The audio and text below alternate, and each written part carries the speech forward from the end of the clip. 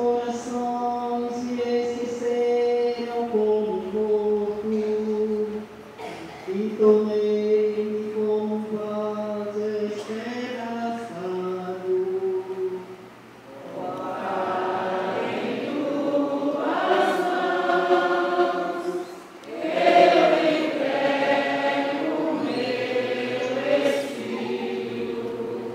A vós, porém, ó meu Senhor, eu me confio, e afirmo que só vós sois o meu Deus.